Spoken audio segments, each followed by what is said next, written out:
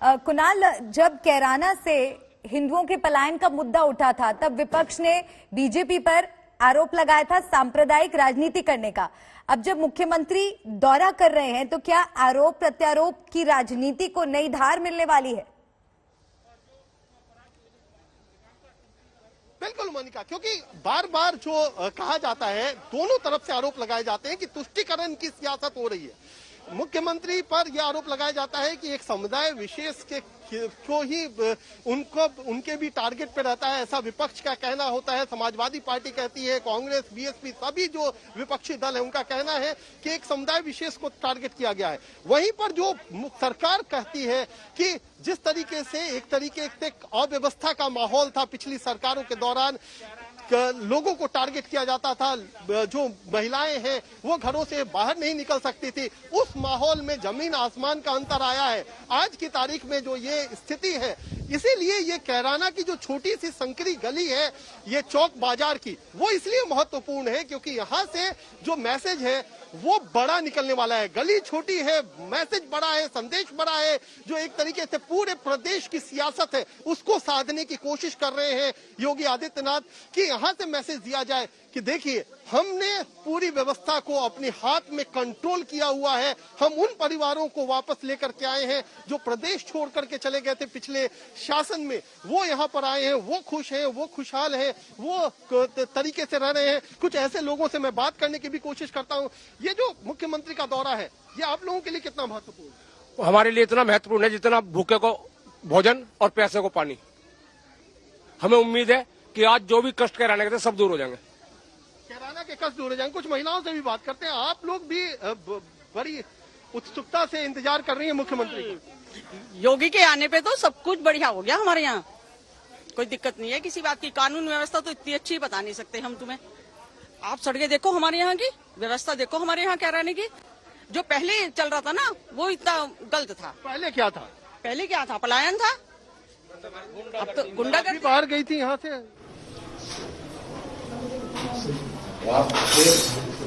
निर्दोष लोगों को प्रताड़ित करने की मंशा के साथ ये चीज किसान आगे बढ़ता है। जब उसका प्रतिरोध होता है तो उसकी हिम्मत नहीं होती फिर वो कुछ कर सकता और हिम्मत से काम लेना चाहिए। एक बार परिवार खड़ा था।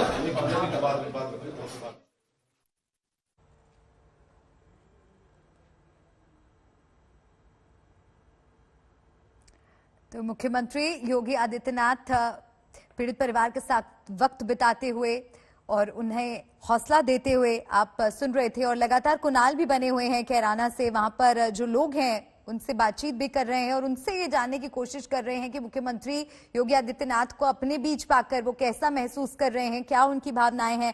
एक बार फिर से कुणाल का रुख कर लेते हैं। कुणाल, जैसे कि आप पहले भी जिक्र कर रहे थे कि पश्चिमी यूपी में किसान पहले से बीजेपी से नाराज हैं, अब ऐसे में क्या ये एक अहम मुद्दा है जो बीजेपी को वेस्ट यूपी में फायदा पहुंचा सकता है? बिल्कुल, क्योंकि जो पिछले दिनों जिस तरीके की सियासत रही है और जिस तरीके से किसान आंदोलन ने खास तौर पर जो ग्रामीण इलाके हैं उनमें असर दिखाया है, साथ ही साथ एक तरीके से गठबंधन बनता हुआ कोशिश की गई कि जाट मुस्लिम गठबंधन बनाया जाए, उसका एक काउंटर नैरेटिव ढूंढ रहे हैं योगी आदित्यनाथ। क्योंकि ऐसी बहुत जगहों पर आशंका जताई जा रही थी कि किसान आंदोलन की वजह से खास तौर पर ये जो इलाका है कैराना, शामली, मेरठ, मुजफ्फरनगर, सहारनपुर, ये जो इलाके हैं यहाँ पर बहुत असर पड़ेगा। और पिछली बार ये पूरा इलाका था जहाँ पर बीजेपी ने बहुत अच्छा किया था।